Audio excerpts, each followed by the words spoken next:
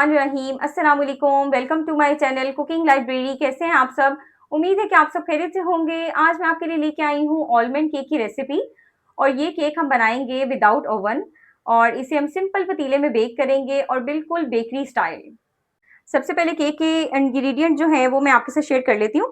3 अंडों के हिसाब से हम ये केक का बैटर जो है वो रेडी करेंगे। उसके हिसाब से मैंने ये सारे इंग्रेडिएंट और इनकी क्वांटिटी जो है वो मेजर करके अलग कर दी है। आधा-आधा कप हमारे पास दूध और ऑयल है, चीनी 1 कप है और मैदा भी 1 कप है। उसके हिसाब से ये बादामों को क्रश किया हुआ है, 2 चम्मच बादाम है पिसे हुए और बेकिंग सोडा है, बेकिंग पाउडर है, वनीला एसेंस है और ये दोनों चीज़ें हम गार्निशिंग के लिए इस्तेमाल करेंगी। ये कटिंग किए हुए बादाम हैं और ये चाय मगज़ हैं। अच्छा, और इसके साथ ही मैं आपके साथ शेयर करती हूँ कि हम पतीले को बेकिंग के लिए हम किस तरह से इस्तेमाल करेंगे। ये हमारे पास 1 किलो नमक है, ये हम बेकिंग के लिए पतीले में ऐड करेंगे। केक बनाने के लिए सबसे पहला स्टेप ये है कि हमने केक मोल्ड जो है वो पहले हमने रेडी करना है। तो मैंने इसके अंदर ये बटर पेपर लगाकर, ये हमारे पास हार्ट शेप में केक मोल्ड है, इसके अंदर मैंने बटर पेपर लगा के ऑयल ग्रीस कर दिया ब्रश से। फर्स्ट स्टेप ये है और सेकंड स्टेप ये है कि हमने पतीले को प्री हीटिंग के लिए हमने रखना है। तो वो मैं आपसे शेयर करती हूँ कि किस तरह से हमने उसको प्री हीट करना है। आपने इस तरह से ये बड़े साइज का एक पतीला लेना है और उसमें एक लेयर लगा देनी है। ये 1 किलो नमक है, ये मैं बेकिंग के लिए इस्तेमाल करती हूँ। आप एक दफ़ा नमक लेके रख लें और जब जब आपने बेकिंग करनी हो आप इसी नमक को इसके अंदर इस तरह से फैलाकर सारा पतीला आपने इस तरह से रेडी करना है। और उसके बाद एक अदद स्टैंड लेना है इस तरह से, ये इसमें रखकर और पतीले का ढक्कन लगाकर इसे आपने तेज आंच पे इसे एक साइड पे रख देना है पकने के लिए। पतीले को रेडी करने के बाद मैंने इस तरह से फ्लेम ऑन कर दिया है और इसको मैंने हीटिंग के लिए लगा दिया है। बस अब हम केक का बैटर रेडी कर लेते हैं। अच्छा जी, केक के लिए बैटर रेडी करने के लिए हमने लेने हैं 3 अदद अंडे। इन्हें मैंने तोड़ के इस तरह से बाउल में डाल दिया और साथ ही हम इसमें ऐड करेंगे ऑयल। हम सबसे पहले इसमें ऐड करेंगे, ये है हाफ कप ऑयल और साथ ही हम इसमें ऐड करेंगे चीनी। अच्छा, आप चाहें तो इसको आप हैंड विस्क की मदद से भी इसको विस्क कर सकते हैं, लेकिन मैं इसमें ये जूसर में डाल के इसको अच्छे तरीके से ब्लेंड करूंगी ताकि ये अंडे जो हैं वो अच्छे तरीके से फ्लफी हो जाएं। इस सारे बैटर को मैं ऐड कर रही हूँ जग के अंदर और जब इसे अच्छे तरीके से मैं ब्लेंड कर लूंगी फिर बाकी चीज़ें इसमें ऐड करूंगी।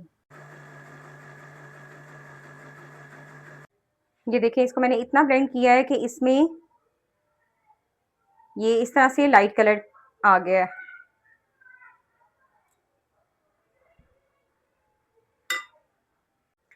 ये देखिए कितना ज़बरदस्त फ्लफ़ी सा मिक्सचर हमारा रेडी हो गया है। जिन लोगों के पास इलेक्ट्रिक बीटर नहीं है वो इस तरह से इसे ब्लेंडर में भी ब्लेंड कर सकते हैं। और बस अब इसमें हम बाकी चीज़ें ऐड करेंगे। वनीला एसेंस इसमें मैं ऐड कर रही हूँ हाफ टी स्पून। ये देखें, ये बिल्कुल हाफ टी स्पून है। और साथ ही मैं इसमें ऐड कर रही हूँ ये बेकिंग सोडा है हमारे पास, हाफ टी स्पून। और बेकिंग पाउडर मैं इसमें ऐड कर रही हूँ 1 टेबल स्पून। और ये बादामों को क्रश करके मैंने रखा हुआ था, ये मैं इसमें ऐड कर रही हूँ और इसे मैं पहले अच्छे तरीके से मिक्स करूंगी।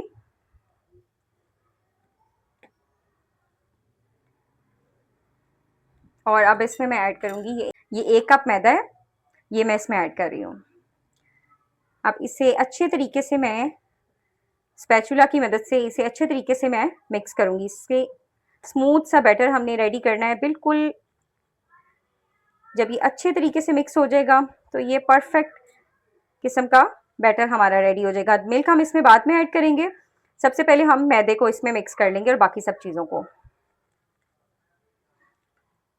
ये देखिए, इसकी थिकनेस जो है वो थोड़ी ज़्यादा है, तो बस इसे मैं अच्छे तरीके से मिक्स कर लूँ।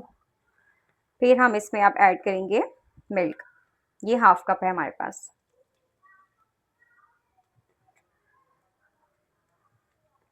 इसे थोड़ा थोड़ा करके मैं ऐड करूंगी।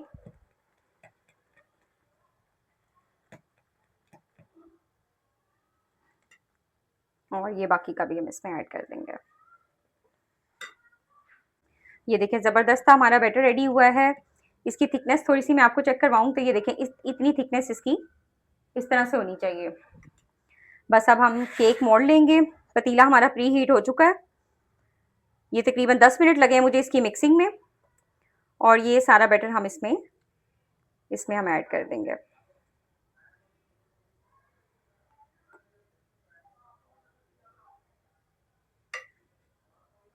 और ये बादाम हमने ऊपर रखे हुए थे इसको गार्निश करने के लिए। ये इसके ऊपर हम इस तरह से सारे बादाम लगा देंगे।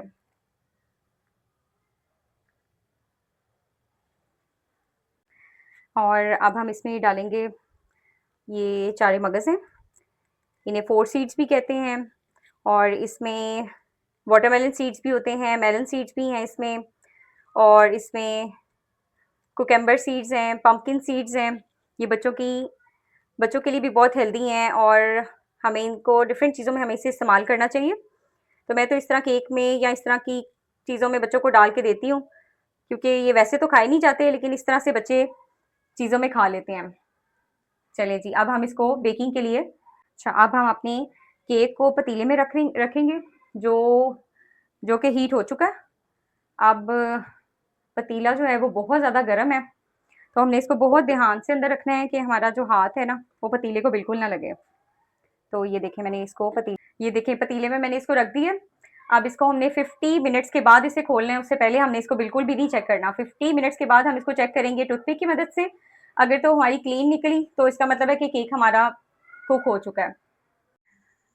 50 मिनट्स केक को मैंने लो फ्लेम पर बेक किया था और इसमें उसके बाद मैंने इसको चेक किया था तो इसमें थोड़ी-सी कसर इसमें बाकी थी और थोड़ा-सा कलर जो है वो हमारा लाइट था। और ये देखिए मैंने मज़ीद 10 मिनट और इसको बेक किया है, तो ये देखें कितना खूबसूरत इसका कलर आया है गोल्डन सा। बस इस तरह से आप एक शाशलिक स्टिक्स लें और उससे आपने इसको चेक कर लेना है। अगर तो ये क्लीन है, तो इसका मतलब ये है कि आपका केक जो है वो बेक हो चुका है। केक को मैंने पतीले से निकाल लिया था और उसके बाद इसको मैंने रूम टेम्परेचर पे ठंडा होने दिया था और उसके बाद ये इज़िली डीमोल्ड हो गया था। और ये देखिए जी मज़ेदार सा हमारा केक जो है वो बनके बिल्कुल तैयार है और कलर देखिए इसका कितना अच्छा आया है साइड से भी। और आप इस तरह से बेकरी स्टाइल केक जो है वो घर पे इज़िली बना सकते हैं। ज़रूर ट्राई कीजिएगा मेरी इस रेसिपी को। एंड में आप इसके ऊपर हनी से करें इसकी गार्निशिंग।